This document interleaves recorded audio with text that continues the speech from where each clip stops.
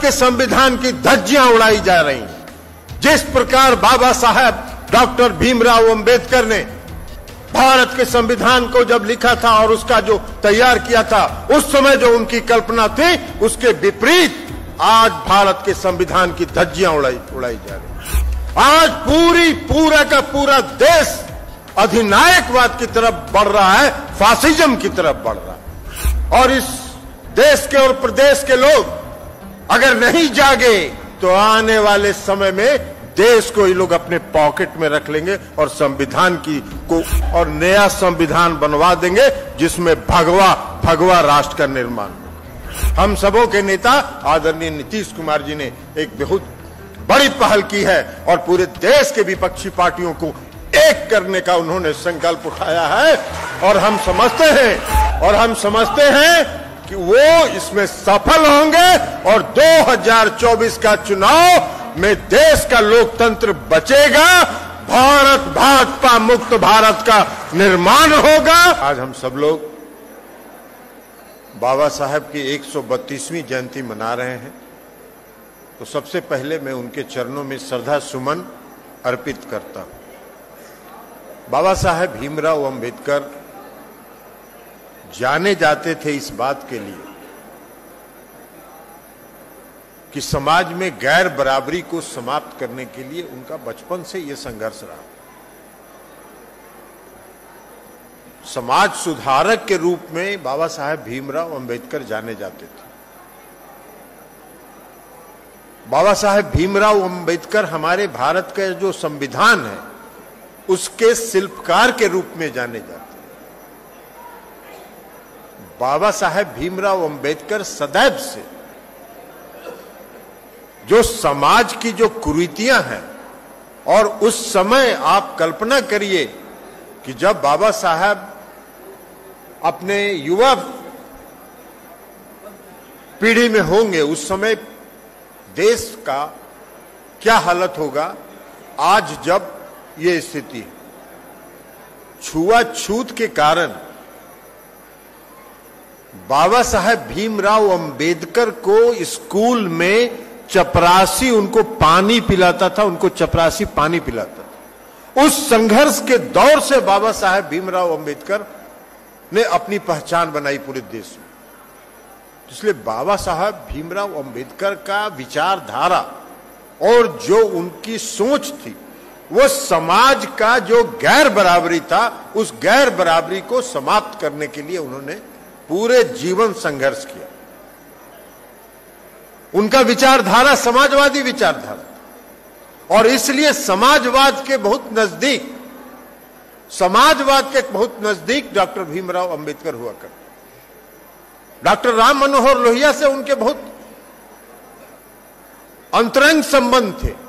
दोनों का विचारधारा एक मिलता था, दोनों में के विचारों में समानता थी, इसलिए उन्होंने किया। और स्वयं तो जो दलित होने का उनको जो समाज की कुरीतियां थी, उसकी जो प्रताड़ना उनको झेलनी पड़ी थी, उसी के कारण जब उन्होंने संविधान का निर्माण किया, संविधान उन्होंने लिखने का काम किया, तो उन सभी बातों का ध्यान उन्होंने रखा ताकि आने वाले समय में समाज में गैर बराबरी समाप्त।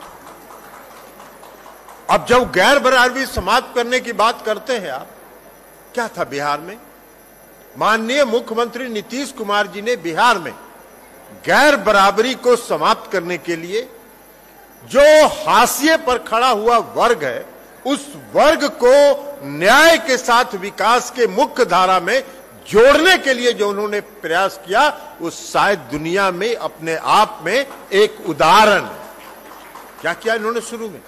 कई साथियों ने ये बात आपको बताई कि 2005 में जब बिहार के मुख्यमंत्री 2005 के अंतिम महीने में नवंबर में जब बिहार के मुख्यमंत्री बने, सबसे पहला काम इन्होंने किया 2006 में कि दलित समुदाय के लोगों को पंचायती राज व्यवस्था में और नगर निकाय के चुनाव में आरक्षण उन्होंने देने का काम। उतना ही नहीं किया उन्होंने, उसके आगे बढ़ते चले गए और जो दलित समुदाय के बीच में भी जो महादलित समुदाय था, उसको उन्होंने जोड़ने का और उसके लिए उनके उत्थान के लिए योजनाएं उन्होंने बनाने का काम किया। महादलित विकास मिशन बनाया उन्होंने। महादलित वर्ग के लोगों को चिन्हित करने के लिए कि कौन कौन से महादलित वर्ग का परिवार है, जो परिवार आज भी विकास के मुख्य धारा के साथ नहीं जुड़ा है, उसको चिन्हित करने के लिए उन्होंने लंबी फौज एक विकास मित्र की खड़ा की पूरे बिहार में, जिन्होंने घर घर जाकर हर घर की पहचान की और वैसे सभी लोगों के साथ माननीय मुख्यमंत्री नीतीश कुमार जी ने न्याय करने का काम किया। सबों को घर, जिनके पास घर नहीं है उनको घर देने के लिए योजना बनाई। उनको घर देने के लिए जो जमीन उपलब्ध नहीं था, इन्होंने कहा कि अगर जमीन उपलब्ध नहीं है, सरकारी जमीन उपलब्ध नहीं है, तो हर लोगों को जमीन खरीदने के लिए सरकारी खजाने से पैसा दीजिए ताकि दलित परिवार का हर व्यक्ति अपने घर का मालिक बने। कई काम उन्होंने किया। आपने देखा अभी प्रस्तुतिकरण, पार्टी का जो प्रस्तुतिकरण हमारे साथी अमरदीप जी ने तो तैयार किया है, आपने देखा। हम उनको धन्यवाद देते हैं कि बहुत अच्छा उन्होंने प्रस्तुतिकरण तैयार किया है। हम अमरदीप जी को आज इसके लिए विशेष तौर पर धन्यवाद देते हैं। लेकिन जो उन्होंने किया वो सारी बातों का उल्लेख उस छोटे से प्रस्तुतिकरण में है। तो इसलिए नीतीश कुमार जी ने जो दलित समुदाय के और महादलित समुदाय के लोगों के विकास के लिए जो बिहार में काम किया, वो शायद अपने आप में एक उदाहरण है। हर वर्ग के लिए उन्होंने काम किया, महिलाओं के लिए भी काम किया, उन्होंने अति पिछड़े वर्ग के लोगों को भी काम किया। लेकिन आज उन सब बातों की चर्चा की जरूरत नहीं है। कभी और मौका मिलेगा तो हम लोग उस पर विस्तार से चर्चा करेंगे। कई भाषण हैं उनके, डॉक्टर बाबा साहेब भीमराव अंबेडकर के कई भाषण, कई कोट्स हैं उनके जो महत्वपूर्ण कोट्स।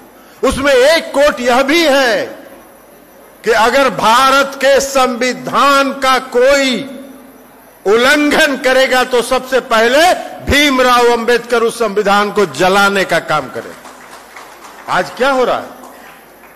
आज पूरे देश में क्या हो रहा है? भारत के संविधान की धज्जियां उड़ाई जा रही हैं।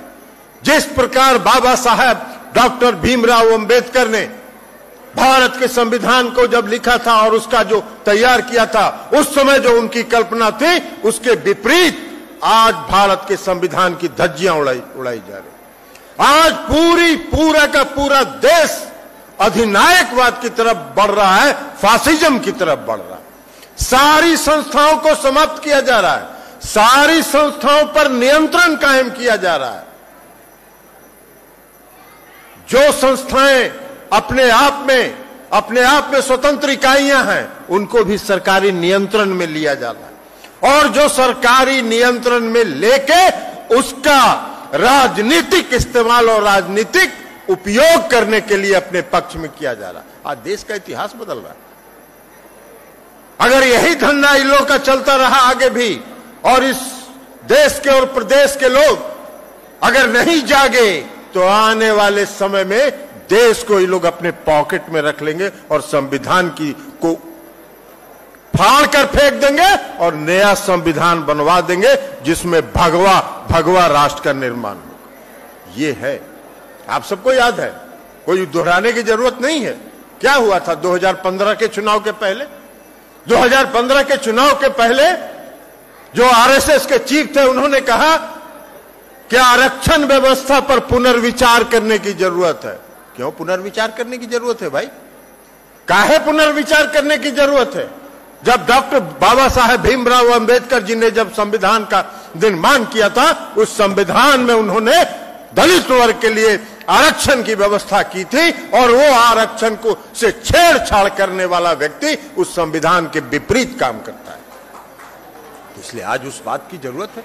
तो इसलिए आज देश में जो कुछ हो रहा है, वो देश में जो कुछ भी हो रहा है, वो लोकतंत्र को समाप्त किया जा रहा है। भाई, देश का जो संविधान बाबा साहेब ने बनाया, उसमें क्या लिखा हुआ है? ये लोकतांत्रिक देश है, लोकतंत्र की यहां मर्यादा है। आज सभी चीजें समाप्त की जा रही हैं। जो सरकारी संस्थाएं हैं, उनका राजनीतिक इस्तेमाल किया जा रहा है।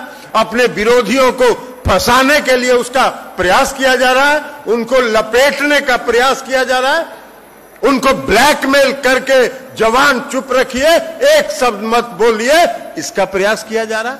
ये क्या है? यही लोकतंत्र है।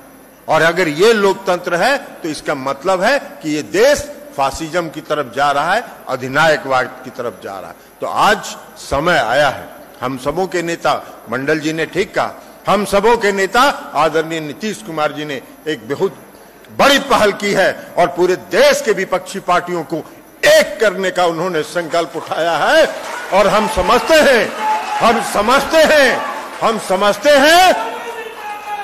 समझते हैं कि वो इसमें सफल होंगे और 2024 का चुनाव में देश का लोकतंत्र बचेगा, भारत भाजपा मुक्त भारत का निर्माण होगा और हम सब लोग उसके लिए तैयार रहे, हम सब लोग उसके लिए सचेत रहे, सतर्क रहे।